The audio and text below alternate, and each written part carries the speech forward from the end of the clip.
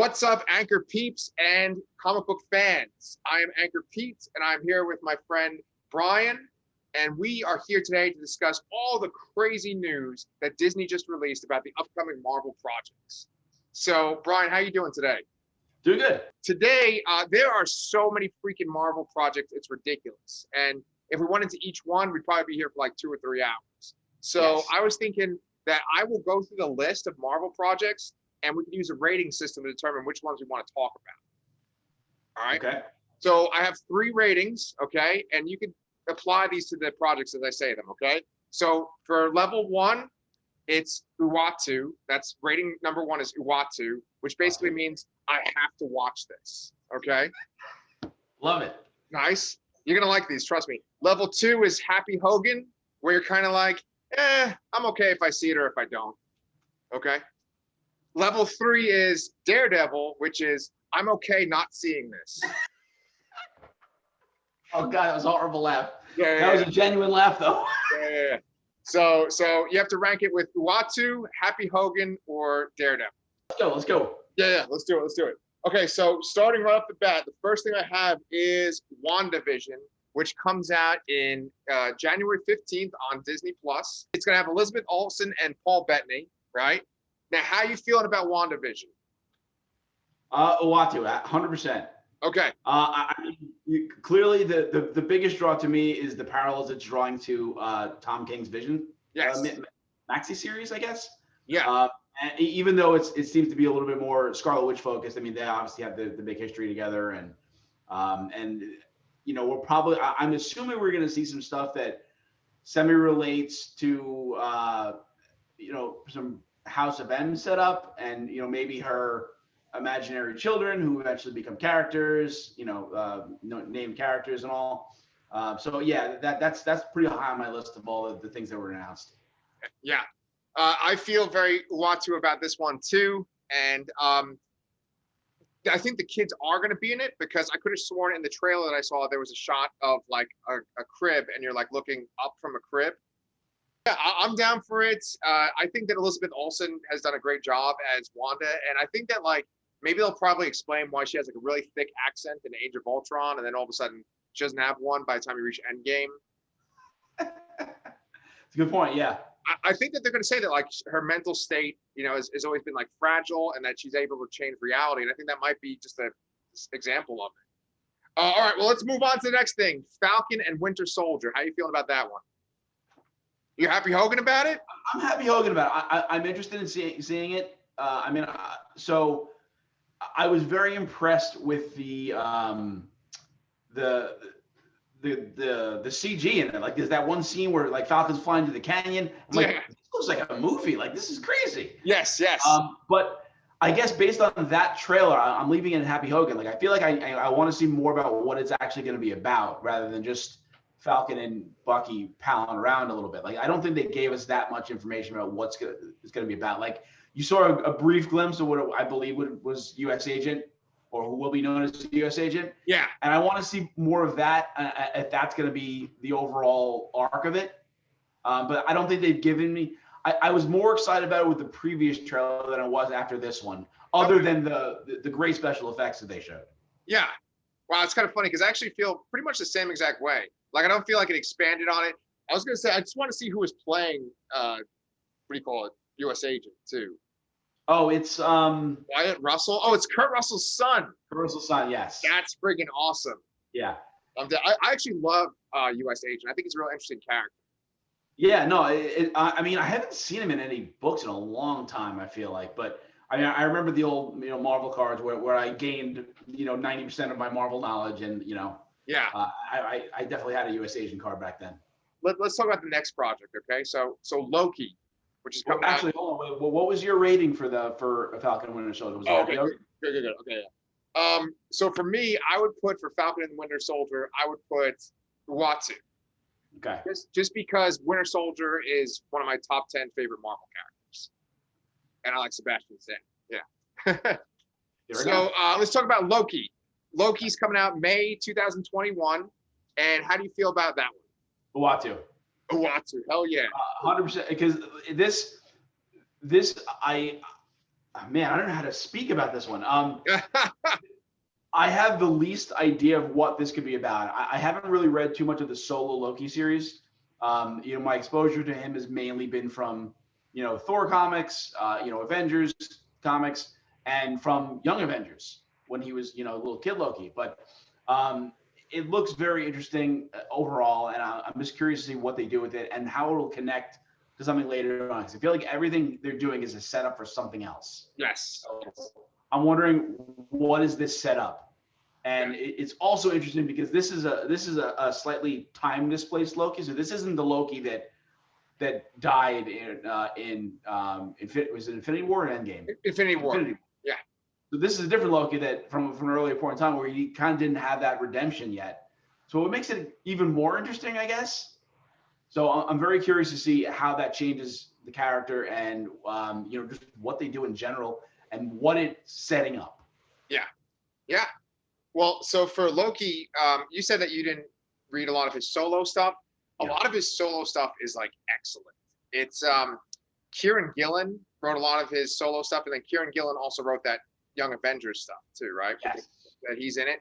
And besides that, after Kieran Gillen left, Al Ewing took over. So it's just like these two powerhouse British writers, and his solo stuff is awesome. It makes you really like the character, and I think it actually puts Loki in my top 10 as well. So let me ask you this: is that Kang in the statue? That's a great question. I mean, we know that Kang is coming. Yeah. He has been cast. Yeah. I did not see. I don't think I know what you're talking about, actually. Okay. So in the Loki trailer, they take him to this organization, which I can't remember the initials of the organization. Yeah. But Owen Wilson's in it, right? He's part of it. And they're in an elevator, and it's got all these weird floors. And as they're going down the floors, you like look out a window, and there's these massive statues. They kind of look like the statues that are in Thor Ragnarok with the with the gladiators. Yeah, we see they rebuild and they're building Hulk's face, I believe. Yeah, and so I looked at him kind of closely, and it didn't obviously oh, that's Kang, but it's such a quick cut. But I think that it's like some kind of time bureau that they're working for, right? They're like some kind of so I'm pretty sure the initials were TVA. Okay. So time. Okay, I got nothing. Nothing for me. Time something agency. Yeah. Yeah, and that's not something that rings a bell to my comic book knowledge. So. No. Yeah, so it might be even deeper cut. But I mean, if it's gonna be a time thing, like Kang might be the person, Yeah. And that would be interesting to be if that's the show that sets up Kang, who is believed to be the next kind of Thanos level villain that's gonna be sprouting up. Yeah. So you said that he's already cast. Do we know who Kang is? I believe it's they cast him, and it's Jonathan Majors, who was kind of came on the scene in Lovecraft Country on HBO. Oh, okay, yeah. I haven't seen that, but I heard it's real good. I haven't either. It's on my list, so. Yeah. Okay, so we got Kang. So he's probably getting set up in this. Yes, that's an excellent point. That would make a lot of sense, especially if it's to do with time. Kang obviously has a lot to do with time, so. And we know he's coming, and I believe he's going to also be in the third Ant-Man movie. Oh, okay, yeah, and that's coming up too. So I'm gonna guess for the next entry on this list that you are very Uatu, and I was Uatu about Loki, if you couldn't tell. But Yes. This next one, I think you're probably like hardcore Uatu, like Yes. okay, Hawkeye. Yes, 100%. I knew exactly what you were talking about. Yeah. Yeah, so that's late fall 2021, right?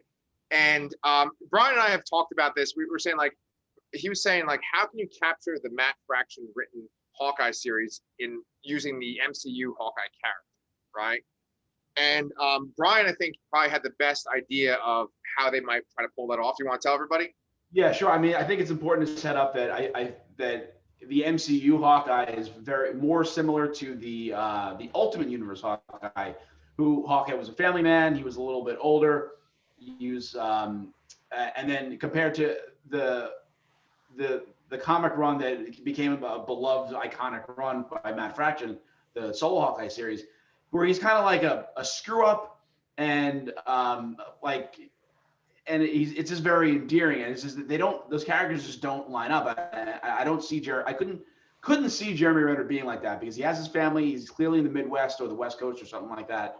And, you know, the Hawkeye comic takes place in New York City where he owns an apartment building. Yeah. So it's like, how do you separate the family in Hawkeye with this kind of loner, goof off kind of screw up guy? And I think the best way to sum it up is that this has to take place during the snap time period, that 5-year gap. Or I'm sorry, it doesn't take place then. It's a result of the snap and what Hawkeye did during that time. So I feel like this show is going to set up Hawkeye's retirement, and it's going to tie up all his loose ends from the time that he didn't have his family, and then we're going to have Kate Bishop take over as the character. Yeah, and Haley Steinfeld is going to play Kate Bishop, and you said that like you're excited about that, but you feel like she's not exactly the best fit, right? You know what? I think I've changed my tune on that. I mean, seeing the costume and the pictures I've seen so far, it works for me now. Okay. Like Brian and I, we both love Kate Bishop. She's like one of our favorite characters. Yeah, I would put Kate in my top 10 Marvel characters. Yeah. It's really cool because like in this wave, they're really like either like really beefing up our favorite characters or like introducing them. Like this is a good time for us as fans. Absolutely. I think I said to you, you know, in a text the other day about how if I could go back and talk to like 2012 Brian and Pete and say like, hey, 2 of the best comic series that you're reading right now, 10 years from now, are going to be adapted, and it's going to be amazing. Yes. And then we'll be like, oh, is it going to be on like NBC or something? And you're like, no, it's going to be on this Disney Channel thing that's like Netflix. You're like, Netflix, are they going to send like a disc to us? You know? Like, no, it's just going to be streaming, and there's going to be all these wars about it. This is very clearly going to be based on the Fraction run because we have Kate coming in. We've seen pictures of Lucky the Pizza Dog, one of the villains who's references Clown. I mean, I didn't really know who he was before that, and I think I even mentioned it to you. We were like, Clown, and I had to show you the picture. It's like, oh, that guy. Yeah. He's a very good villain in the series. Yeah. And then we also have, as we mentioned before, Echo is going to show up, although we haven't seen a casting for that. Yeah. All we really need here is the Tracksuit Mafia, and you know we're set. Yeah.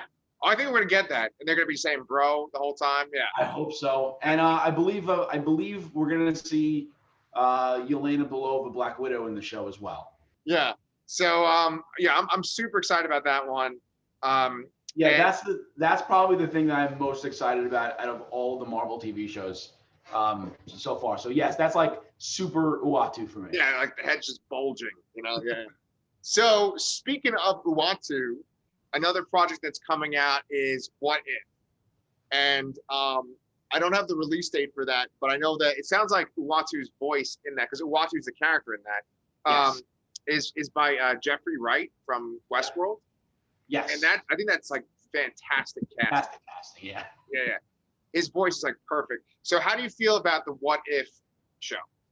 I'm gonna say Uatu, although it's a little on the lesser scale. So I love What If comics. I love alternate reality stuff, and I love the What If ones especially because it's like a little one shot. So sometimes it crams in a little too much, but ultimately it just gives you this alternate view of something that could have been different. Yeah. And I'm super interested in the concept, and I love that they're bringing back returning actors and actresses to voice the characters. It's obviously an animated show, and that's where I have the slight problem is that the animation style. So it's kind of like this 3D cell shaded kind of thing, and I'm not like super huge on that style of animation. So that's the one kind of little down note there for me. Yeah. But I mean, there's just they're kind of laser focusing in on What If for MCU rather than comics. So it's like, you know, you're gonna see different things from the movies rather than basing it on any existing issue. Yeah. What I was gonna say about What If is because of what you said, it kind of makes me a little Happy Hogan about the whole thing, because like I like the idea that they're playing within the MCU and they're like, oh, let's switch details around a little bit. But what I always liked about the What If comics was when they would kind of, instead of like switching people's roles, because they do that with DC with Elseworlds. right? Like, what if Superman had been raised by the Waynes and he kind of became Batman, right? But with what if, some of my favorite what if issues, there's one where like Cable kills Professor X, and then you see the X-Men kind of collapse. That's a great one. I love that one. There's one where Wolverine is a vampire. It's my favorite one. That one is fantastic, right? Then there's one where there was a Marvel event called Atlantis Attacks, and you know the heroes beat the Atlantean people that were attacking. But in this one, Atlantis like won, and they showed this like horrible situation. And like a lot of the best what ifs are like where the main characters are like getting killed off and stuff like that, right? Yeah, that's usually something. It's a trope in these, is that usually there's some large amount of characters that are dead. Yeah, and you might get some of that in this, and then, you know, there's also this parallel Marvel universe. It's not really a what if, but there's the Marvel Zombies universe, and Yes. that's kind of like a what if universe too. And it's funny because in the trailer, it looks like the Winter Soldier is in like a zombie situation. Have you seen that one? Yeah, and I think out of the stories that they've kind of previewed there, I think that one's the one that was most interesting to me. Was the one where you see Bucky fighting a zombie Captain America. Yeah. And so the things that they're doing, what they're doing is they're like making it that like T'Challa gets picked up by Yondu and taken into space, and he basically T'Challa becomes Star-Lord, right? And I was going to ask you, is Chadwick Boseman, was he still around to do the voice acting? You know, I'm not 100% sure, but whoever is doing that voice sounds damn close. Okay. And you can tell that it's Michael Rooker being Yondu again. So yeah. I wouldn't be surprised if it is, but I don't know for a fact. Yeah. So now, in terms of that story, though, it's like I don't know how or what they're going to do with that. Like, yeah, it seems very random, and I don't understand how it's going to change necessarily. You know? Yeah. And also, and then, it brings up the question of like, why are they picking up him? Like, did they make some kind of error? Were they supposed to get Peter Quill and they got him? Like, why would they pick him up? You know? Yeah, I mean, clearly we know that. I mean, I guess this is a spoiler if you haven't seen Guardians 2, but I mean, they were specifically sent to find children of Ego. Yeah. And I mean, unless they're going to imply that T'Challa is the offspring of Ego, I don't see how that happens. Yeah. And then again, it's like I don't know how that changes the story. Like you know, is it just having T'Challa be in different? Well, no, because you see him going to get the stone too. Because they show that the opening scene of Guardians of the Galaxy. Yeah. Where he's going to retrieve is the Power Stone in that movie? Yes. Yeah. So it's. I have a lot of questions about it, but I don't understand why in that one. Like, usually there's a good why that they're doing this, and they're taking a very major moment and tweaking it in a way that you're like, oh wow, that's really interesting, but I don't see it yet. Yeah. And then the other big one that they showed too was what if Peggy Carter became a super soldier rather than Steve Rogers, and I'm interested in that, but I feel like I've seen that already in comics. Yeah. So I feel like it's not going to be really much of a surprise. Right. So. Yeah. And so that one, once again, like it's the origin of it that's real interesting to me, because it's like, why would Agent Carter be the choice? Would it be that like maybe Steve Rogers gets killed and then they're like, oh, our prime candidate is not around. We need to use this though. Like it'll probably be something like that. But yeah. I think that she's going to be awesome. Like that's probably the one I'm looking forward to the most out of those collection of stories. Yeah. And then the Doctor Strange one, I'm like, what is going on in that one? I have no idea. I have no idea what's going on there. He's just like fighting a shadow of himself, and I have no idea what's going on there. Yeah. I have no idea what story that's referencing, or even it doesn't even feel like it could fit in the movie. You know, reference the movie at all. So. Yeah. So I guess we'll see. So you're feeling Uatu about that one. I'm feeling Happy Hogan. It's a lesser Uatu. You know. Okay. His head's not as big. His head's normal sized. Yes. Oh, normal sized head. Okay, that works. All right, so we are just flying through these, and now we get to the stuff where we haven't really seen footage, but it's like more speculation, right? And so for the next one, it's Ironheart, and I had no idea this was even happening until I read about it. But basically, they're gonna have Riri Williams in the MCU, and she's played by actress Dominique Thorne, who I'm not familiar with. I'm not familiar either.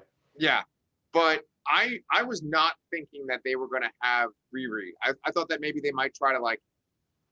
I was thinking they were going to have SHARI maybe be like the equivalent of Ironheart, right? But then when Chadwick Boseman died, I thought, okay, well they're going to make Riri be. I mean, wow. Make sure it'd be Black Panther. Right. When Chadwick Boseman died, it's like, yeah, they're gonna have SHARI be Black Panther. So, I don't know, like, I just didn't think they were gonna have Riri at all. So I'm kind of, you know, yeah. I don't know what to think. So yeah, like you said, we don't have much information other than the main cast there. I imagine we actually will probably see Happy Hogan in this show. But if there's anything that on any of this that I would put as Daredevil, this would probably be it, because I don't know anything about it. I don't know too much about the character. I've read very little with her in it, and I'm sure. I mean, she seems like an interesting character, but based on the fact that I know the least about it, that this is the best thing I could say that might be a Daredevil. But I'll probably watch the other one. I'm gonna watch everything. Yeah, hell yeah, it's there, right? Yeah. So what I'll say about Riri, right, is that I have read a lot of Riri Williams stuff. And I've read, like, I think all of the Ironheart stuff that Marvel's put out. And, like, a lot of people, when they talk about Riri, they compare it to two other major new Marvel characters, right? They compare her to Miles Morales with Spider-Man, and they compare her to Ms. Marvel with Kamala Khan, right? And they usually say that Ms. Marvel and Spider-Man are, like, the good way to introduce a different version of the character, right? Like, right, and then they say that Riri is. They usually say that Riri is kind of like almost like a Mary Sue, or is that the right term? Yeah, I know what you mean. Yeah.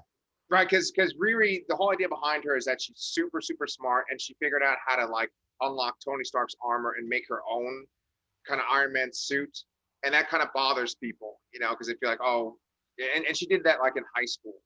So the thing about Riri is that, like, she was made by Bendis, just like Miles Morales, right? Mm-hmm. And I like the intention of Riri because, Bendis has African American daughters that he, or at least one African American daughter that he adopted, right?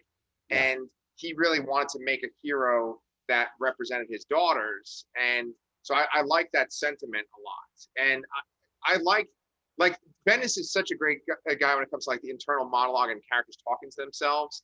And so when you read his run that has Riri in it, you really kind of connect with her. And I feel like not only a lot of people have given her a chance. With that being said, I would say that I too feel like it's Daredevil or Happy Hogan for me. It's like somewhere in between the two. So the next one is She-Hulk, and that's going to be not a Netflix, Jesus Christ. The next one is She-Hulk, and that's going to be a Disney Plus series. And it's Uatu for me because 100%. Of Tatiana Maslany. See, I have watched zero things with her, but I've heard so many things about Orphan Black. Yeah. But for me, I love She-Hulk. I love the lawyer aspect of it. I love how the lawyer aspect of She-Hulk differs from the lawyer aspect of Daredevil, where it's kind of like a little more tongue-in-cheek, I guess. Yeah. And as opposed to where Daredevil's a little more serious.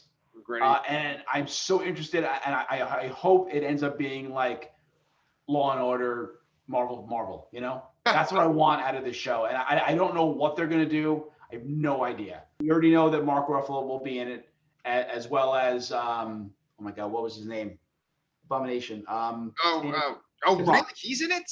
Tim Roth is going to be in it as well. Yeah. Oh shit. So based on those characters being in it, and the fact that they think about the origin story there. How are they going to change that origin story to make it seem like it fits here?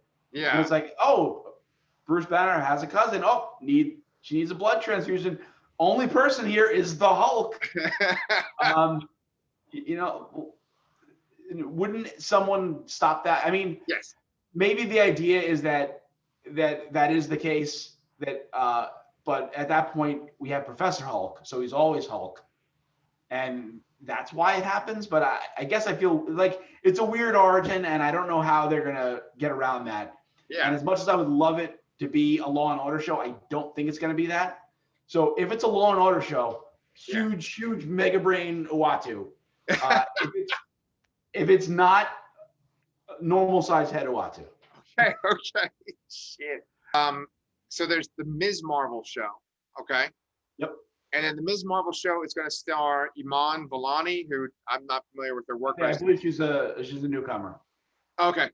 Well, I've seen pictures of her though, and I think she looks like friggin' Kamala Khan. Yes. So, and I read too that Ms. Marvel's going to be in Captain Marvel 2.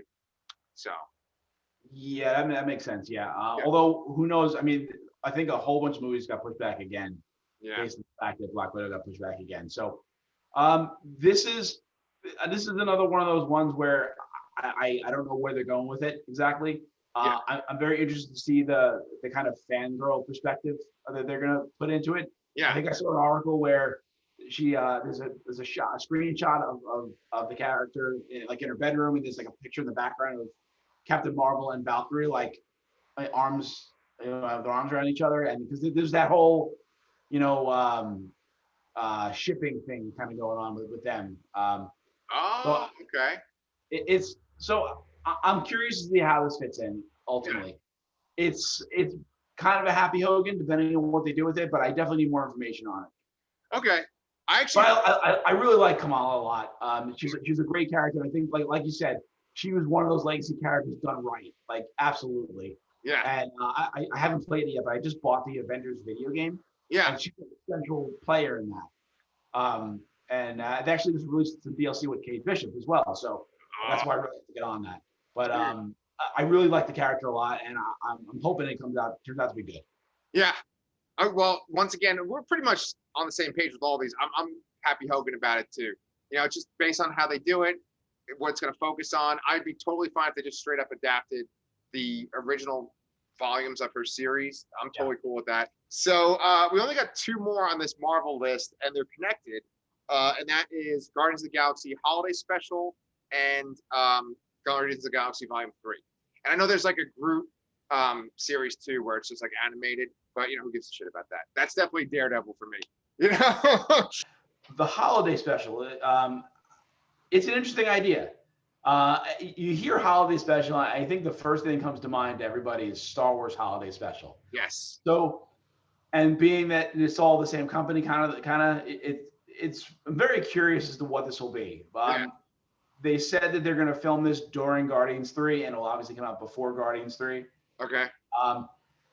I think it's like a morbid curiosity. This is an Uatu for me. Being that it's going to be also written by James Gunn, and it's going to have a lot of the same characters that are in Guardians 3. I'm interested, although we know nothing about it. Yeah. I kind of feel the same way, and when I look at Guardians of the Galaxy Volume 3 coming out in 2023, that seems like a lifetime away, but yet it's not that far either, right? But it seems like there's such a huge gap between Guardians Volume 2 and Guardians Volume 3, right? Yeah, because Guardians 2 was before even, was that 2016 or 2015?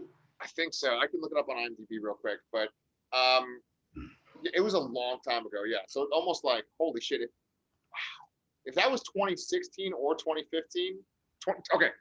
So Guardians of the Galaxy Volume 2 is 2017. Right? Oh, 17, okay. So that's what? That's like 6 years between movies. And for Marvel, that's a big gap because for Marvel, it's usually like 2 to 3. So I think there are obviously some special circumstances here. One, we already mentioned the pandemic pushing everything back a year. And then 2, there was the whole James Gunn firing thing. And I think they had to push the movie back because I think they instantly knew they were going to rehire him, but they needed to kind of wait it out. Yeah. And wait for for it to die down before they announced it. So I think that 6 years is very uncommon, and I don't think you'll see that in too many other instances. Yeah. Because most of them, like I said, it's like 2 years between it or 3 years between sequels. Yeah. But that's good. And the thing is, right, is that Guardians 1 and Guardians 2, there's not really a big gap of time between them. Like I think Guardians, right? Because Guardians 1. Oh yeah, it's like months apart. Right. It's months apart. And then what's interesting is that there's a big gap between that and Infinity War when you see them again, because Groot is like a teenager. Now I know we're not going like actual years like a regular person develops, but it's like multiple years. Yeah. You know? So it'll be interesting just kind of seeing the Guardians and seeing, is Gamora going to be back? Is she the Gamora from Infinity War that, you know, from that alternate timeline? I'm going to stick with my idea that like everything is going to be post Endgame, unless it's like a Captain America thing where it's like in a time period in American history versus like MCU history. Because I think they really want to move forward from this point, especially like in a post-COVID world. I agree. So I think that like Guardians 3 will take place after. Okay. Yeah. Yeah. So, okay. So what else are we missing then? Because I kind of went through my list. I think the last thing is Black Widow. Because there was a new trailer, and I think I only want to talk about it because obviously we've known about it for a very long time. We've been watching trailers for a full year now. Yeah. Not a full year, almost a year. But this final trailer they released was by far the best one. It was the best snapshot of what the movie's actually going to be about, and it honestly sounds awesome. Yeah. You know, Taskmaster is taking over the Red Room and is trained all these things. These these kind of like more mindless versions of these like a Black Widow character. Yeah. And she wants to kind of set that right, and I think it looks great. Like that trailer was fantastic and blew away everything else they filmed beforehand. Yeah. Okay. So that, to me, that's also an Uatu. Like maybe before it was more of a Happy Hogan. Now it's 100% an Uatu. Whoa. Okay, those are big words. Okay. Huh. Let me see. How do I feel? Okay. So this is what I'm gonna say. That Marvel Comics are a good example of it doesn't matter if you like the character or not. If they do the story right, it could be intriguing. And I did not like the Black Widow character in comics for the most part. Like I just didn't think she was interesting. She makes a good Avenger, but then there have been some runs recently of Black Widow that I've read that were like really good, and I was like, oh, I like her. I want to see like why can they have a movie of this? Now, if they can tap into that for the Black Widow movie, the way that they are going to try to maybe tap in for the Fraction Hawkeye, then boy, I'm going to be sitting there Uatoing it up, right? You know, eating my popcorn and shit. Hopefully it's not COVID. And like, because like if they can, because the Marvel Comics Natasha is very different from the MCU Natasha, you know? Yes. And she I always just kind of feel like that's Scarlett Johansson on there. She always kind of alludes to this kind of cold Russian aspect of her personality, but in the comics you see it way more. Yes, absolutely. The balance is totally shifted. And so I want more of that cold Russian spy Natasha. And like what you're saying, like this movie probably has that. And there was one really intriguing line where they were saying that like the new versions of Black Widow that are created in the Red Room, they're able to think independently, but they can't like. No, it's a they can't think it. Well, I took it they were more like drones and they didn't have free will. So they're, Someone says something like they're capable of like thought or like independent thought, but they have no free will. Something like that. They had no choice. Right. Yes. Yeah. And I loved the way that was put, because it's not like they're completely brainwashed, but it's like they're not able to. They're like literally programmed to where they can't. Yeah. I like that a lot. And if they exploit that in the movie and really make it like a Bourne Identity kind of thing, I'm down for that. Yeah, I think that's exactly what we're going to get. So that really set the stage for me to really be excited about the movie. Yeah, cool. Especially like you said, how it was something that's happening prior to Endgame. Yeah. And also I think that the guy from Stranger Things as like the Red Guardian, he looks like a lot of fun. And I know spoilers for people, but we're thinking that Rachel Weisz, spoilers, we're thinking that she's going to be Taskmaster, right? Oh shit! Come on, you and me talked about that. Come on. Did we? No. No way. Come on, you and I don't remember that. I don't remember that at all. But chills. Chills. Shit. Yeah. That'd be kind of awesome. Yeah. I'd be totally down for that. Yeah. We have to see in a trailer and stuff. Is there a scene where it's like she's fighting with Taskmaster, but I'm pretty sure there's not. Oh, that would be so awesome. Yeah. So here we go. All right. So I'm glad that you reminded me, man, about Moon Knight, because I totally forgot that Oscar Isaac is gonna play fucking Moon Knight. Love Oscar Isaac. Yeah.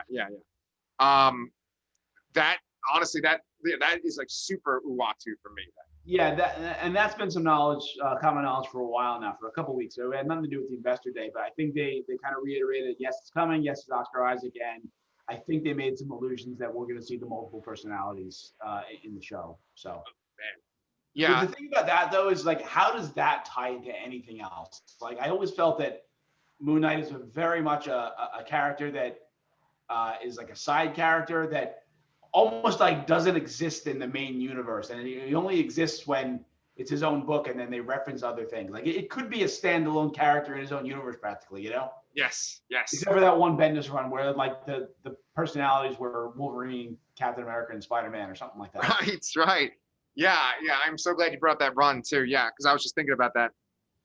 You are 100% right that it always feels like he's in his own world. He was in a run of Secret Avengers that was really good, where Rick Remender, I think, was the writer too, or maybe no, I think it was Warren Ellis, and that makes sense because Warren Ellis did a really fantastic friggin' Warren Ellis rebooted it and then left after 6 issues, like he does for most things. Yeah. So if they could, I mean, if you're asking me like, how could there be any kind of connective tissue? Maybe you have Gore the God Butcher from the Thor movies, and he's butchering all gods, and maybe there's an allusion to Khonshu, and that's the like, you know what I'm saying? Like that's the only way I can see it like connecting. I don't know. Okay. Or maybe it's like street level, and maybe it's like Spider-Man and Daredevil. I don't know, but we'll see. Yeah, because I mean he is a street level hero, but it's like the mythology is very not street level friendly, I guess. Right. You know? Yeah. So. Yeah, and then just because we were talking about our top 10 favorite characters. Like once again, I love Bucky. Winter Soldier is one of my favorites. Kate Bishop, Moon Knight is one of my favorites too, of Marvel characters. So I love Moon Knight. All right, so you ready? You said, Brian, that we probably forgot something. Kind of embarrassed to admit what we forgot. Fantastic Four. Oh, Fantastic Four. I have still not seen Fan Four Stick. Okay. And maybe I should watch it. Maybe I shouldn't. Who knows? But yeah, all we heard is that they're making it and that it's gonna be directed by John Watts. Yeah. I've heard many just random rumors about casting. There's obviously the one where they really wanted John Krasinski to be Reed Richards and then have his real life wife Emily Blunt be Sue Storm. Yeah. I heard. Who was the other person I heard for Sue Storm? I heard Amber Heard for Sue Storm, but I mean, I don't know. But then I've also heard that they might do they might race bend the characters as well, and they might have a Black Reed Richards. Yes, could totally be interesting too. Yeah. But all that has really been heavily rumored stuff, and it's not. It's take it with a grain of salt, really. Yeah. Once you introduce the Fantastic Four, then you have Doctor Doom, and then you have this whole other level that they could add to the MCU. I personally would love that John Krasinski casting that you mentioned, and Emily Blunt. Yeah. Probably won't be that. I feel like that's too like on the nose at this point, since everyone's talked about it. The race bending would be great, and I actually saw someone on Twitter today was recommending that African American actor that's on The Good Place. You know the guy like. Oh yeah, I love The Good Place. Chidi. Yeah. I don't know. I don't think I remember. I don't know if I can pronounce the actor's name. Maybe. Oh, is he maybe not even African American? Like he's, I don't know. So I'll pull him up and see if I can say his name real quick. But I saw him in. Great. He would be great. I love The Good Place and I love Chidi. So.